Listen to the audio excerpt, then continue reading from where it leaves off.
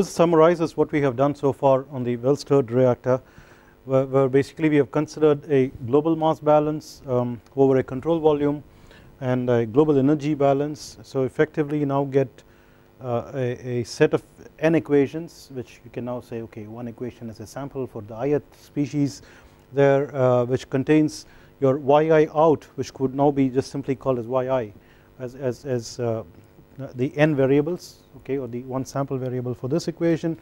But then we also understand that omega I is going to be a function of temperature, therefore we need another equation to close this, which is now the global energy balance. And the global energy balance again involves the yi's, okay. So it is now coupled with this one. So unless you solve this, we can't solve this. Unless we solve this, we can't solve that. And then we now see that the HI's are the ones that are containing the temperature sitting on top here, okay.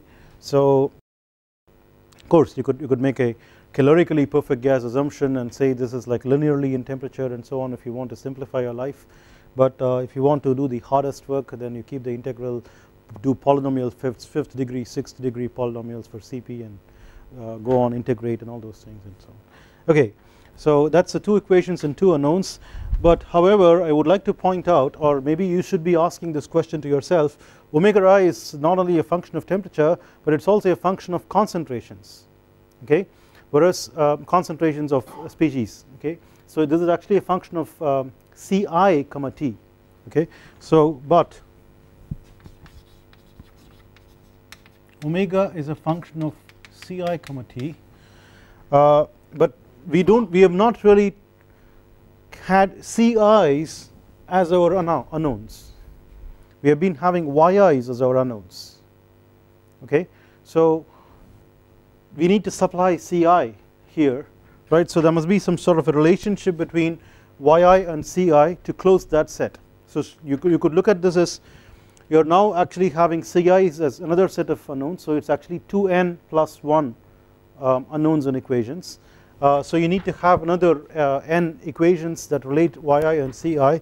So that is basically given by yi is equal to Ci capital Wi divided by sigma j equals 1 to n Cf Cj capital Wj, okay.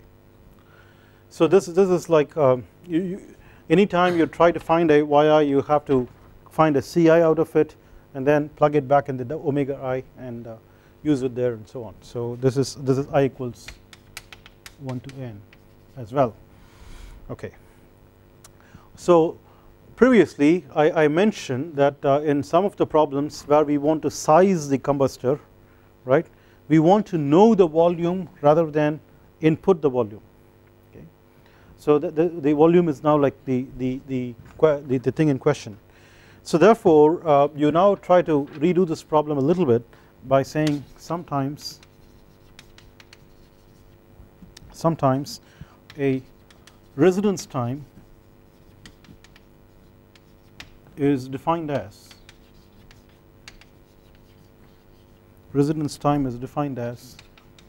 Tr is equal to rho v divided by m dot. How do you get this? M dot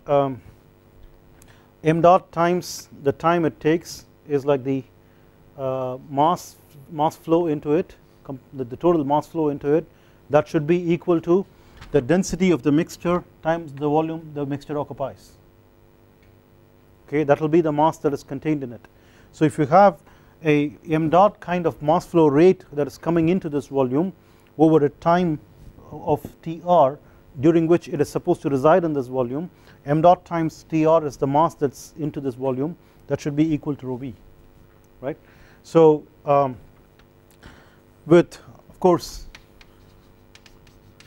rho given by the equation of state, where we now say this is equal to P times W mix divided by RUT, you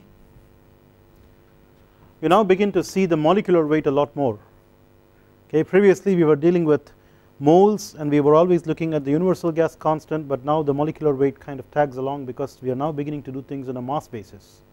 Okay, so here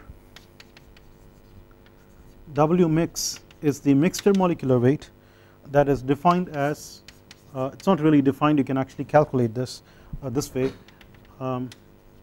So this is obtained by a mass weighted approach.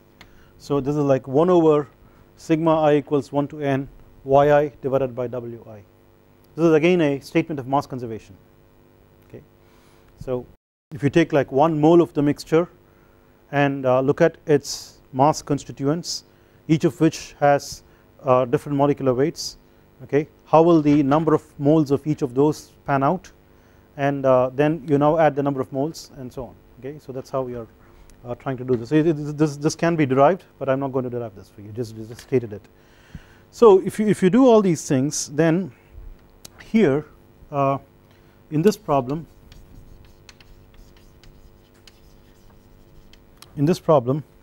we are given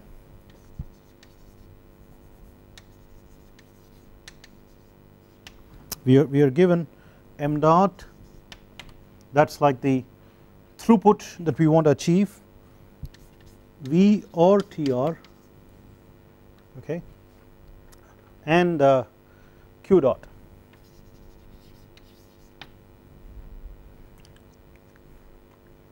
Okay, so if you now have TR, you can try to find out V and so on. Of course, I guess you also are given P, so an NP. So the pressure at which you want to do the work, do this problem, and then you can actually have a relationship between so T is a variable, okay, to be evaluated, and so you can actually have a relationship between TR and V, okay, and what else? That's about it. Okay, so you get m dot is given, this is given, so you just have to go ahead and solve this. Okay, so we have so if you want to now count 1, let's say 2 and 3, okay, 1, 2 and 3 actually gives you 2n plus 1 equations. We are interested in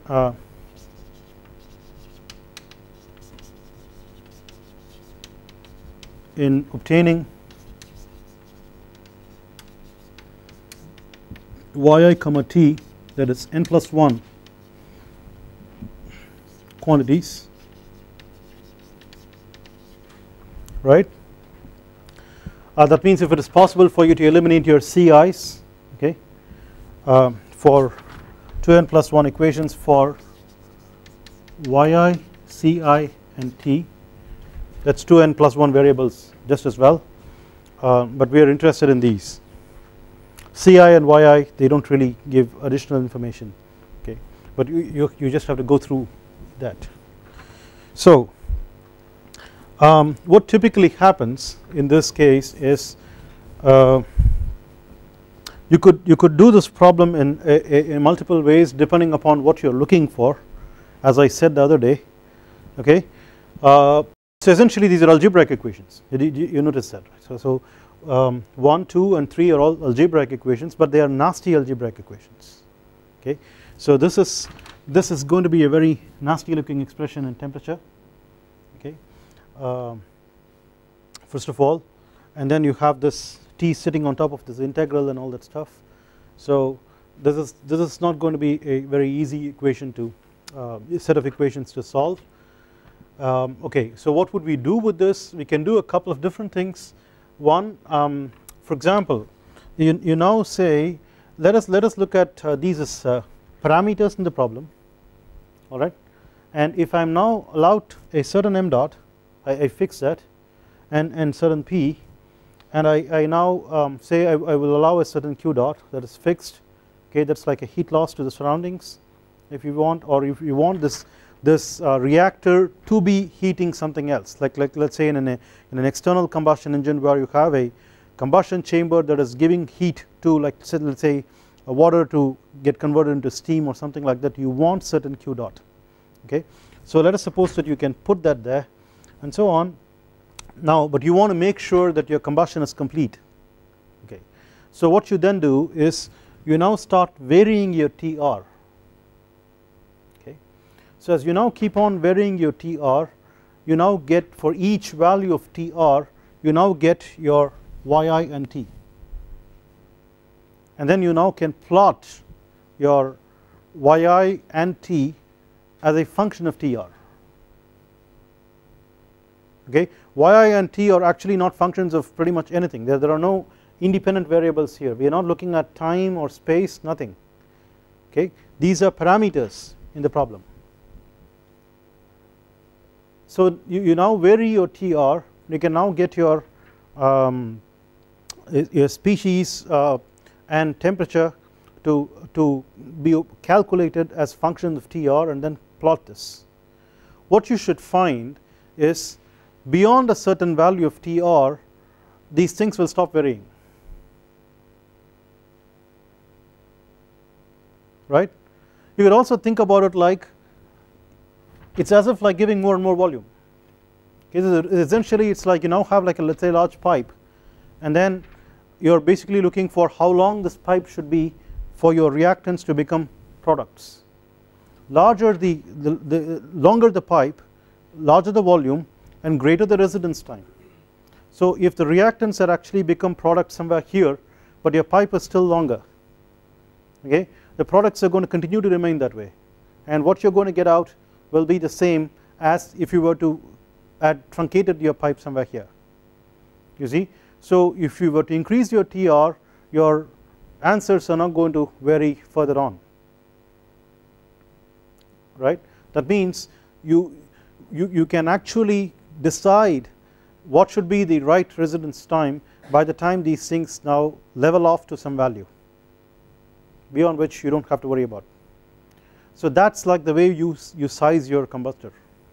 You now say this corresponds to a certain volume, and therefore I'll now get my length for this diameter and so on, okay. We can't distinguish between diameter and length, that's a no because we don't know what's happening inside, okay. So you fix your diameter by some other consideration or the lateral distance, then you can get a length out of it and so on, because you can estimate a volume for complete combustion, okay. So one of the ways of doing this is by beyond a certain TR or V, yi and t stop varying,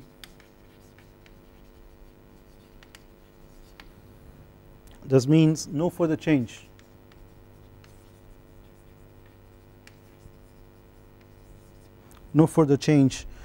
in the reactor for the extra volume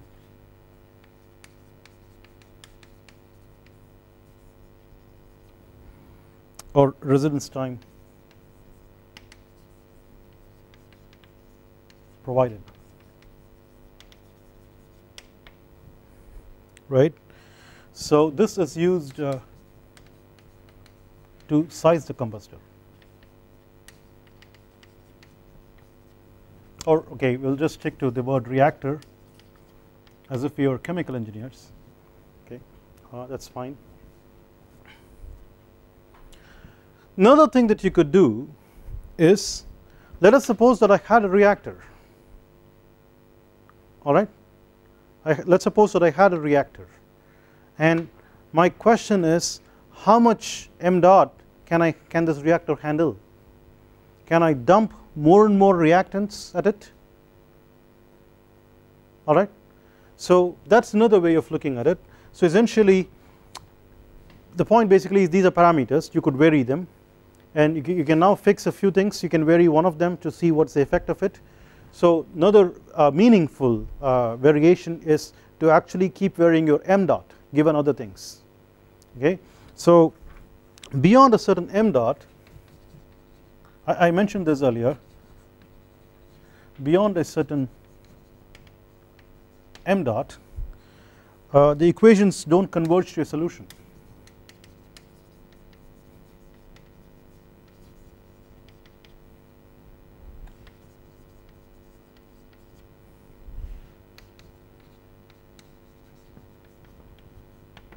When you say converge, it implicitly means that you are going to solve these things numerically, okay, with an iterative approach.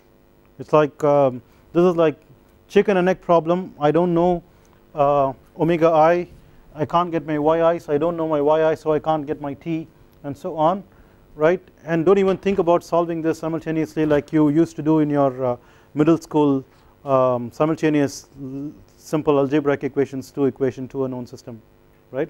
So obviously what you're going to do is iterative. You start with some guess, right, and then plug that in there and then see get an answer for the next iteration, and so on. And of course if you keep doing this blindly, you're probably going to go haywire. Okay, so your starting guess must be pretty smart. Okay, and then you need to look at some things like method of steepest descent towards the solution and so on. So you have to adopt, even as a matter of fact, Newton-Raphson method kind of thing is sometimes too simple for these kinds of solutions, okay, that are required here. So ultimately, but basically what I'm saying is you are looking for a numerical solution. That means you have to converge to a set of answers for you.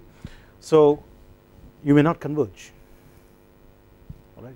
So that simply means as far as this model is concerned, is a blowout. That means these equations just simply can't be satisfied for the set of parameters that we are looking at, all right. Typically the way you do this is you start with some m dot and then keep varying, okay, until you hit a point where you can't get a solution. Then you know that beyond this point the flame won't sustain. That's essentially what it really means. Okay, so that becomes a meaningful exercise. It is like, it's not like you just took some set of parameters here and then just juggle with varying the m dot, taking like 2 m dots and like let's say take 2 pressures and all those things. That's not the way you do. You have to systematically do so that you approach the no solution situation, and then you know that you're approaching m dot in a physically meaningful manner, right. Okay, I would like to point out a couple of things in what we have done here which are somewhat unique or interesting. One, the notion of residence time is a very powerful idea, okay, regardless of how complicated an analysis that you want to do or not. This gives you a first cut idea. So for example, one of the problems with scramjet combustors like supersonic combustion, okay, is lack of residence time, okay, or inadequate residence time. So because you're looking at a very fast flow that is coming in which is decelerated to let's say Mach 1.62, something like that, 1.622, something of that sort. And still you're looking at supersonic flow, and then you now have to inject, sometimes if you're unlucky you have to inject liquid fuel, and then that has to actually get atomized and then get into droplets and then vaporize and then mix and then burn. Okay, so keep doing all these things, you are out of the combustor because the flow just doesn't want to stop, all right. Or if you really stop the flow for all these things, you're not going to fly. Okay, so the residence time is one of the key ideas in most of the combustor designs that you want to think about. Okay, so this is a powerful idea that comes out of this analysis. The second thing that I would like to point out before we get to the next thing, which is the plug flow reactor, is in whatever we have done so far in combining the thermal and chemical processes so far, which is fixed mass reactors, both constant pressure and constant volume, and the well stirred reactor on an open flow system, is we have primarily considered only two conservation laws. One is energy conservation, the second one is species mass conservation. Okay, in some sense you will find this approach recurring as a recurring theme in most combustion problem approaches. Or in other words, you always think about doing the combustion part. What is special about combustion in addition to just a flow situation is primarily two things. One, first of all, you have to deal with multiple species, and therefore you have to conserve the mass of each of those species. So you now are having to deal with a set of species conservation equations. In addition to that, it is directly coupled to the energy balance, because the reaction rates depend on temperature, and you need to know what the temperature is through the energy balance, which in turn will depend on the species for the heat release. So they get coupled. Okay, many times you will find that it is possible to decouple this set of equations from the flow set of equations. Therefore then you will now be able to identify that the flow equations are like a standalone, and the combustion equations can be solved after you have solved the flow equation and plugged in the velocities here for the convective effect of the species and the temperature and the enthalpy. Okay, so in some sense you can now say that's a flow problem and this is the combustion problem. Right. So if you were to basically look at something like convective heat transfer of incompressible flows, you will understand that this kind of thing happens there, and there what you would say is you can solve for the flow, which is decoupled from the energy balance, and you can now plug the flow field that has been solved from the flow into the energy equation to get the temperature field, and from there you can get the heat transfer. That's heat transfer kind of approach. This is similar here, except that in addition to the energy equation, which is going to be complicated by the presence of multiple species and reactions and so on, we also have to take into account the species mass conservation equation set, and this constitutes the combustion problem mostly. So most of the time we will always be worrying about two things: species mass conservation equations and energy equation. This is like pretty much the combustion problem. There are some occasions where this will get tightly coupled with the flow problem. There are lots of other occasions which we will be looking forward to where it gets decoupled. Therefore we don't worry about the flow problem, we outsource that to a fluid mechanics person. Okay, so to speak, you get the flow field and then you can solve the combustion problem. So what we have been doing is the combustion problem. The reason why I am stating that now is the moment you actually step into the plug flow reactor, we are now going to actually keep track of what's happening in space, and what's going to happen in space will primarily be influenced by how the velocity of the flow is going to change in space in relation to how, like let's say a quasi one-dimensional manner the duct area changes. Okay, so we will go back to something that's familiar in our gas dynamics, where if you now have like an area decrease, the velocity increases and so on, so the velocities change. So the velocity now comes into picture. That means we have to bring in a momentum equation. Okay, whereas we have never bothered about momentum so far. Okay, so typically this is combustion where we don't have to worry about momentum equations, but for the plug flow reactor we will do that. Okay, so let's now look at the plug flow reactor.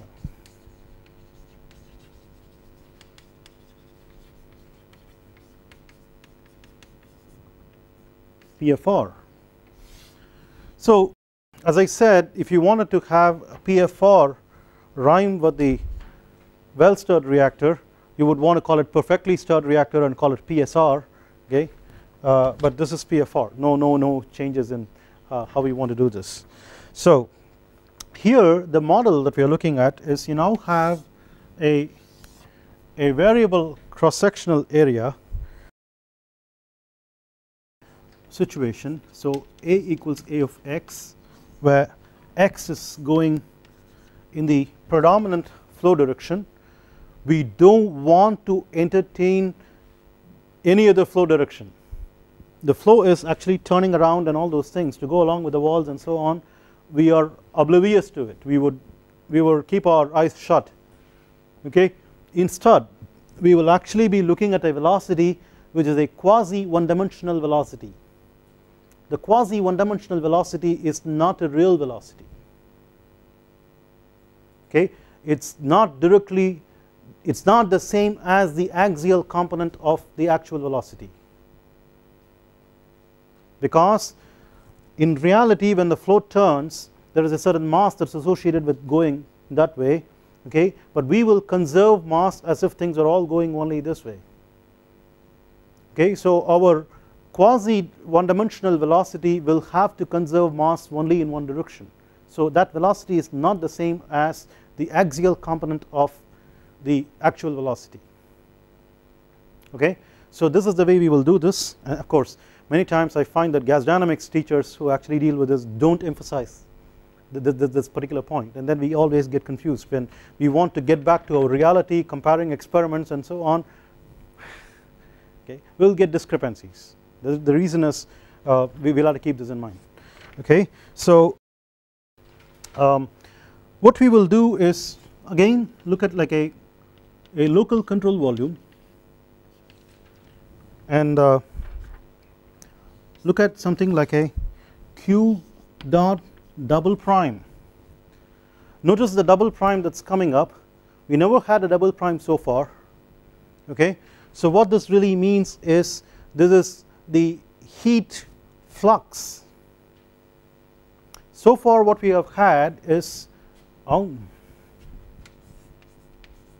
the q dot is in watts, okay. This is basically the rate at which heat goes out. This is joules per second, that is watts. This is like the power, okay. This is heat flux, that means it is watt per meter squared. So since it is meter squared you have double prime, okay. So it directly goes with the number of linear dimensions over which you want to normalize, okay. So if you had a q dot triple prime, you can imagine it's like a volumetric heat loss or heat release, whatever, okay. That's typical of this trait. This is the way we would notate the heat flux, okay. So here we are saying that you now have a velocity that we will have to worry about. Keep in mind we are now introducing a v, this is velocity, okay. Previously we have been using a small v that stood for 1 over rho, that was like specific volume. We now change, okay. The same symbol is used as v.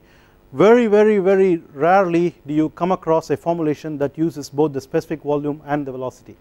When you are now getting into things like velocity, you are looking at an open flow system and you will always use rho, okay. You don't have to worry about specific volume at all, and things are all done on a mass basis. You won't really use the equation of state on a molar basis and so on. So we shouldn't have any confusion from this point on.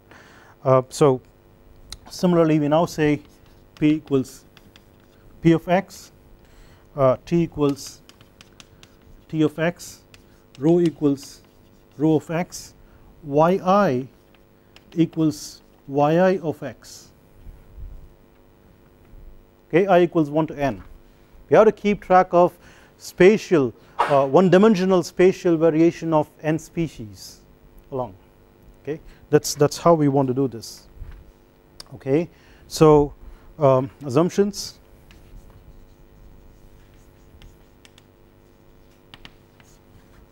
First is steady flow.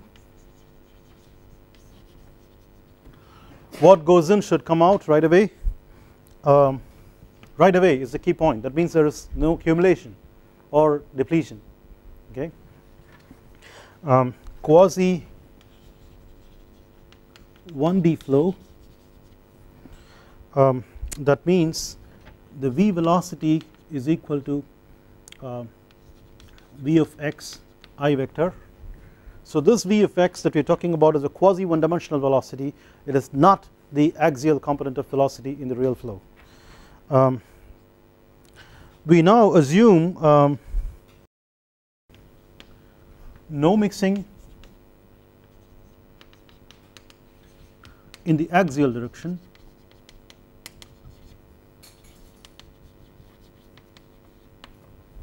alright.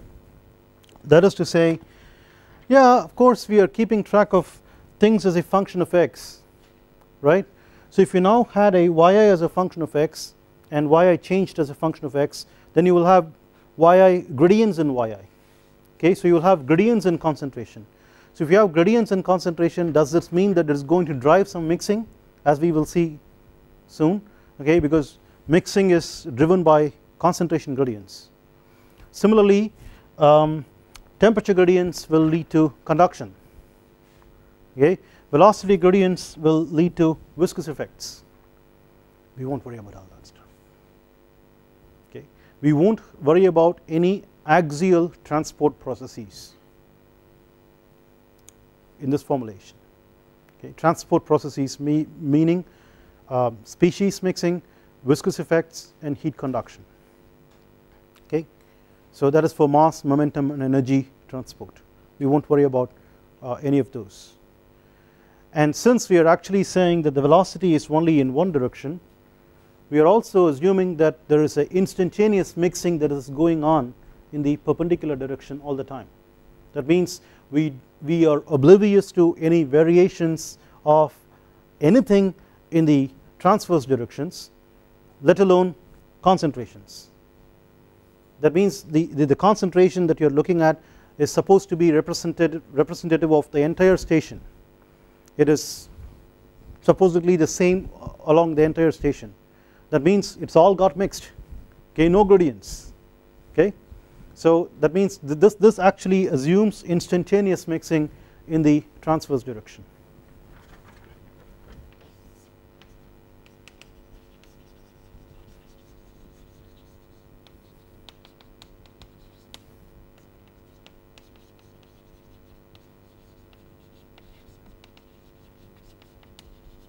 Right. This is what I said right at the beginning. When we are neglecting mixing, it's because we say that it is not there or too much of it is there. Either way. Okay, so you can neglect something. If it's not there, you're not neglecting. There is nothing to neglect. Okay, it's not there, so you can't even neglect. Okay, essentially, as far as the axial mixing is concerned, you're saying it's almost negligible. Why would you say that? That's because we are looking at a convective situation. Okay, so even if you're thinking that, for example, you had a gradient and therefore you will have a species that is trying to actually mix, okay, you have the convective effect that is bringing it back. So axial diffusion, axial mixing typically loses when you now have a reasonably large convection, and this is given by Peclet number, similar to how you would use Reynolds number to decide between inertial effect and viscous effects, okay, for the momentum balance. Okay, so when you now have a significant amount of flow, we don't have to worry about this. That is to say, it is small, it can be neglected. The other thing where you are saying that you are having an instantaneous mixing and therefore you are neglecting is to basically assume that you have too much of it, okay, so you don't have to worry about it. So this is also true in our lives.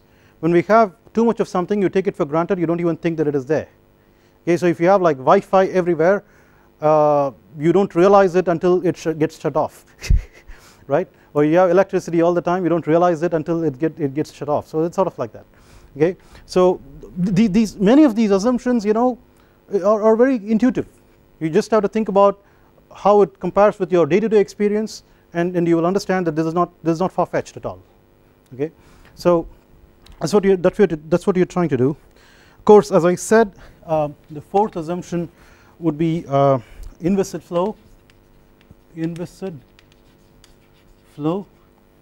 and fifth is perfect gas. But I think by now you never question the perfect gas assumption. You have been brainwashed into supposing things are perfect as far as the gases are concerned. Yeah, actually that is quite true. If somebody were to ever question, I mean, is it really perfect? Most of the time, yes. The answer is don't worry about it. Okay, most of the time in whatever we are dealing with, the gases are indeed perfect. This is one of the perfections that is relatively true in reality. So this is actually a good assumption.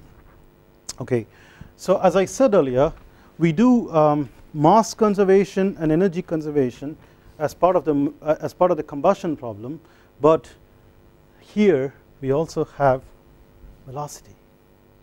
Okay, so we have to worry about momentum conservation. Okay. So mass conservation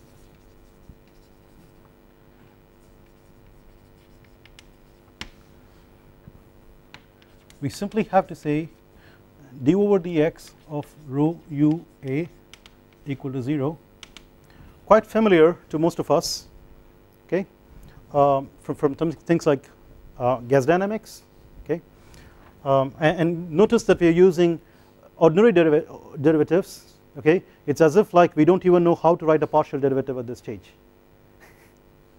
Okay, so we go step by step. We are like with regard to learning combustion, we are babies, so we take baby steps towards partial derivatives.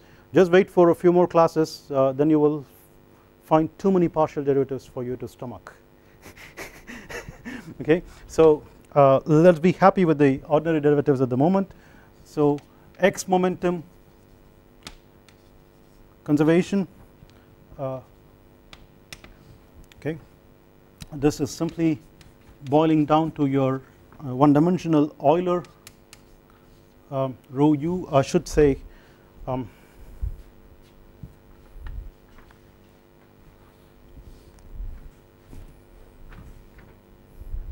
think I made I will just say okay, this is fine, we will call this that essentially says the velocity is only a function of x. We will now call that as u, okay, so that's what you're using, okay, rho u du over dx equal to 0. Energy conservation,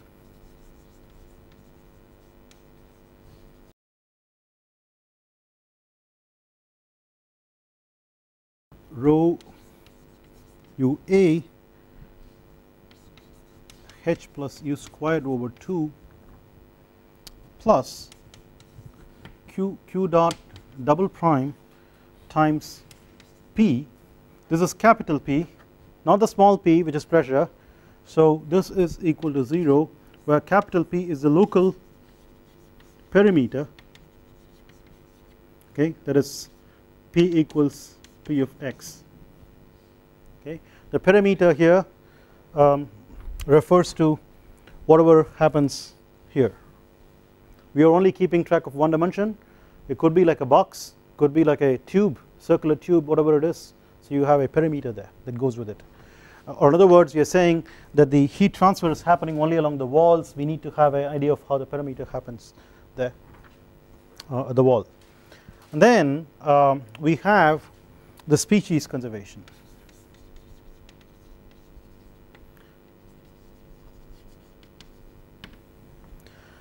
That is rho u. So let's just fix this up like this. Rho u do yi divided by dyi divided by dx plus omega I wi equal to 0. This should have been like this together should have been small wi. That's for the source. Okay, the source essentially is like the number of the amount of mass per unit volume per unit time is what we are saying. So this is mass flux times a mass fraction derivative, all right. So the mass flux times a mass fraction derivative will give you a volumetric rate of flow, okay. So this is essentially volumetric rate of flow. Omega I is the number of moles per unit time per unit volume times its molecular weight will give you the mass per unit time per unit volume, okay. Notice something here, we are not okay, I haven't derived this for you, okay. I am just writing this out, and I am not going to worry about how to derive this, okay. We will derive a the general species conservation equation in 3D pretty soon, okay, taking into account diffusion and all those things, but at the moment I just assume that you can figure out how to derive this, let us not worry about it. What I told you was, while we were here, I said typically we worry only about these two, the energy and species, okay, and then I said because we are interested in the flow we have to worry about the momentum. What is this and how is it different from this, right? This is mass conservation for an individual species, so this is actually going as I equals 1 to n. This is n equations. Anytime you look at a species conservation equation, keep in mind it's actually n equations, okay. This is one equation for the mixture, all right, and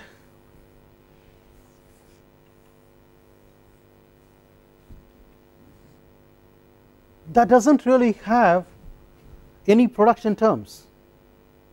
It doesn't worry about this kind of a term. Why is that?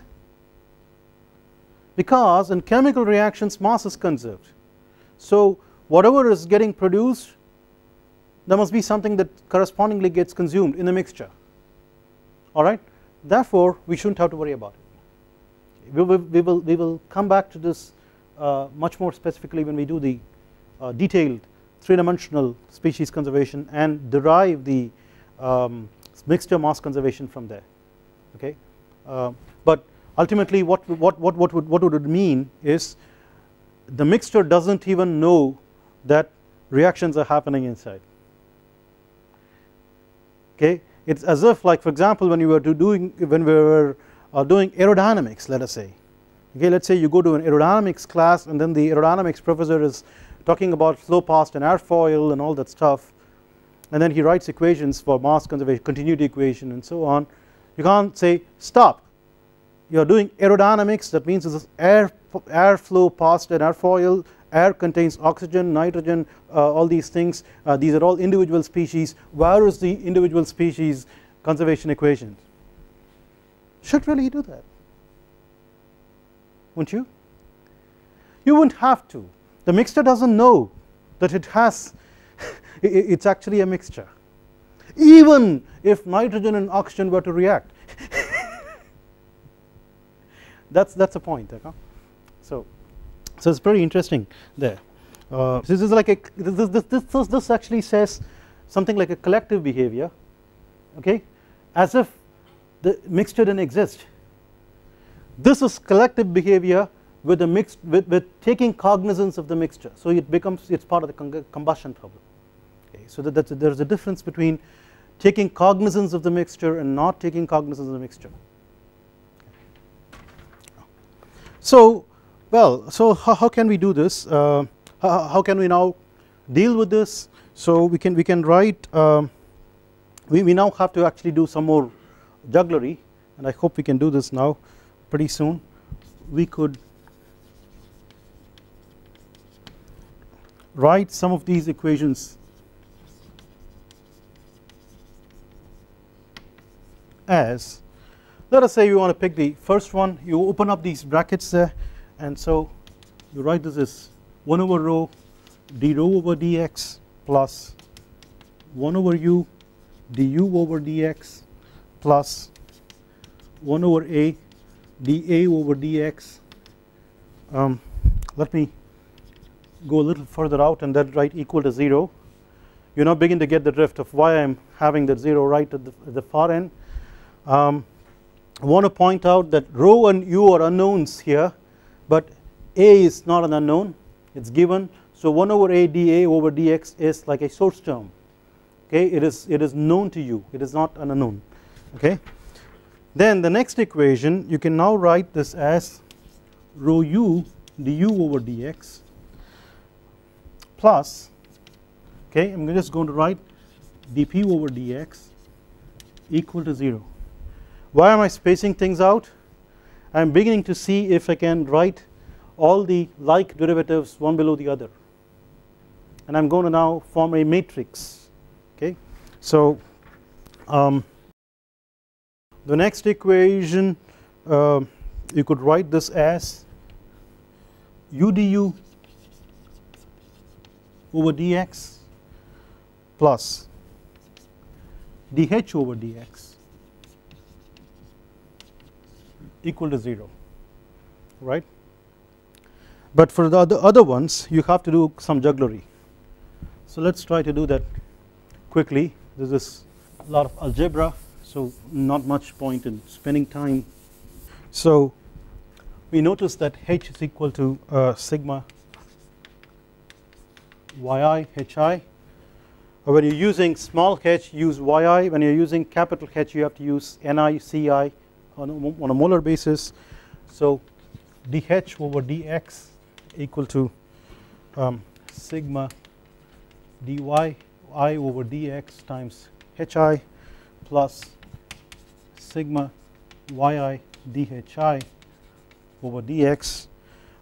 This is equal to sigma dy over dx times hi plus sigma yi partial do hi divided by partial t at constant p times dt over dx. We want to bring in temperature, okay.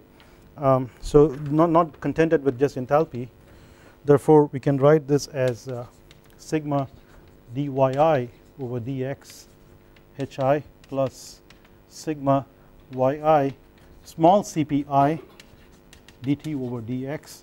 The dt over dx can be pulled out of the summation, and then you have a summation yi cpi. So this together is basically Cp for the mixture, okay.